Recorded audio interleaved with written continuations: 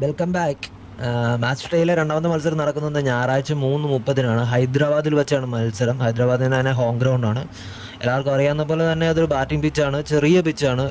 ഏറ്റവും കൂടുതൽ റൺസ് നേടാൻ പറ്റുന്നൊരു പിച്ചാണ്. അപ്പം ബാറ്റ്സ്മാൻമാർക്ക് അനുകൂലമായിട്ട് വരുന്ന പിച്ച് തന്നെയാണ് ഹൈദരാബാദ്. അത് കഴിഞ്ഞ പ്രാവശ്യമൊക്കെ നമ്മൾ ഭയങ്കരമായിട്ട് കണ്ടതുമാണ്. അതായത് അഭിഷേക് ശർമ്മയുടെയും ഹെഡിൻ്റെയും ബാറ്റിങ്ങിൽ എങ്ങനെ പോലും അവന്മാരൊരു 7-8 ഓവറിൽ എങ്ങനെ പോലും ഒരു 120-130 റൺ എന്തായാലും അടിച്ചു കൂട്ടും. പിന്നെയുള്ള ഒരു ഓവറിൽ എന്തൊക്കെ സംഭവിക്കുന്നത് നമുക്ക് കണ്ടറിയേണ്ടതായിട്ട് വരും.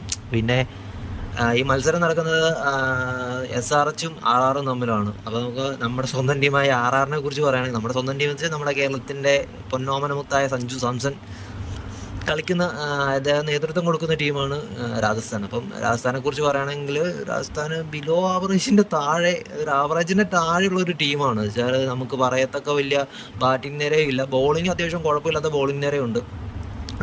പ്രത്യേകിച്ചൊന്നും പറയാനായിട്ടില്ല. ഇനി എല്ലാവരും കൂടെ കൂടി അഞ്ഞുകൊണ്ട് പണിതാണോ ഇത്ര ഒരു പൊട്ട ടീമിനെ അതിൻ്റെ കയ്യിലേക്ക് ഇട്ട് കൊടുത്താണെന്ന് പോലും നമുക്ക് സംശയിക്കേണ്ടിയിരിക്കുന്നു.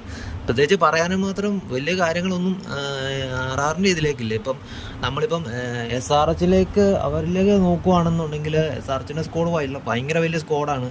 അതുപോലെ തന്നെ ഓൾറെഡി അവർക്ക് നല്ല ബാറ്റ്സ്മാൻമാരുണ്ട്. അതിൻ്റെ അടുത്ത് ഇഷാൻ കിഷൻ, അഭിനവ് മനോഹർ, അങ്ങനെയുള്ള കുറേ പ്ലേയേഴ്സ് വന്നിട്ടുണ്ട്.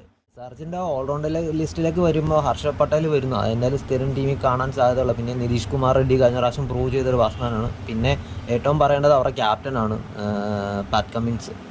അയാളുടെ ഒരു എക്സ്പീരിയൻസും കാര്യങ്ങളൊക്കെ ബോളിങ്ങിലും ബാറ്റിങ്ങിലായാലും അത്യാവശ്യം നല്ല റണ്ണ് കണ്ടെത്താനും പുള്ളിക്ക് പറ്റും.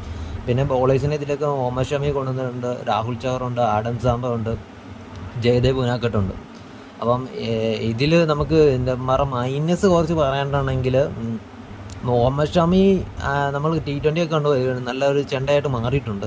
പിന്നെ ദീപക് ചഹർ എങ്ങനെയാണെന്ന് പറയാൻ പറ്റത്തില്ല. ആഡം സാംബ അവരുടെ ഹോം ഗ്രൗണ്ടിലുള്ളവരുടെ പെർഫോമൻസ് ഒക്കെ എങ്ങനെയായിരിക്കും എന്ന് അറിയാൻ പാടില്ല. പിന്നെ ജയദേവ് ഉനാക്കട്ട് അത്യാവശ്യം നല്ലൊരു ബോളറാണ്. പിന്നെ വരുന്നത് ഹർഷദ് പട്ടേൽ. അപ്പോൾ ഹർഷദ് പട്ടേലിനെ കുറിച്ച് അറിയാമല്ലോ എന്തായിരിക്കുന്നു. ഒരു കളി തിരിക്കാൻ ഹർഷദ് പട്ടേൽ തന്നെ മതി.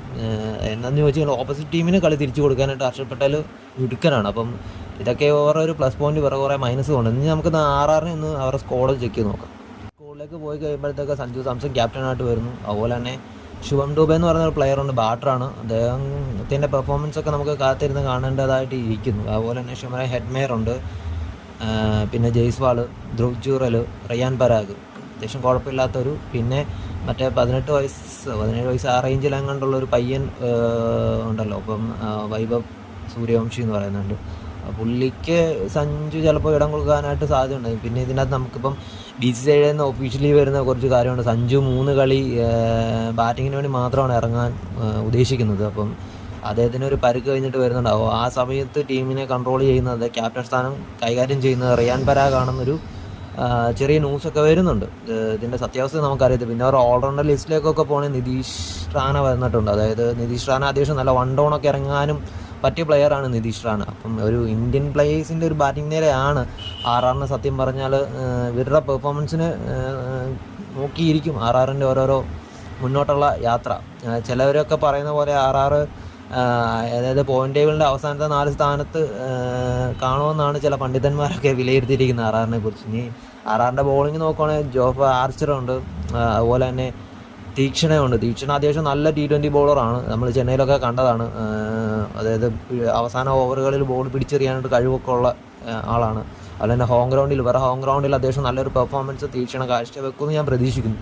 അതുപോലെ ഹസരംഗ, അത് ഓൾറൗണ്ടർ തന്നെയാണ് ഹസരംഗ. അപ്പം അദ്ദേഹത്തിന് ബാറ്റും ബോളും ഒക്കെ ചരിക്കും. അതായത് RCB വെച്ചിട്ട് അയാൾക്ക് വേണ്ടത്ര ഒരു ഇത് കിട്ടിയിട്ടില്ല. എന്നുവെച്ചാൽ അറിയാലോ RCB ഹസരംഗനെ എപ്പോഴാണ് ഇറക്കിയതെന്നൊക്കെ നമുക്ക് കണ്ടതാണല്ലോ. അതുകൊണ്ടാണ് പെർഫോം ചെയ്യാൻ പറ്റാത്തത്. അത്യാവശ്യം നല്ലൊരു അവസരം സഞ്ജുവിൻ്റെ ഭാഗത്തു നിന്നാണ് ഹസരംഗയുടെ നല്ലൊരു പെർഫോമൻസ് വരുമെന്ന് പ്രതീക്ഷിക്കുന്നു. അതുപോലെ തന്നെ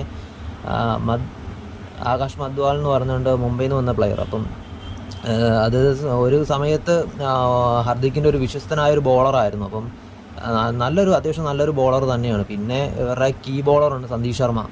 പിന്നെ ഫറൂഖ് എന്ന് പറഞ്ഞുകൊണ്ട് പ്ലെയർ വന്നിട്ടുണ്ട്.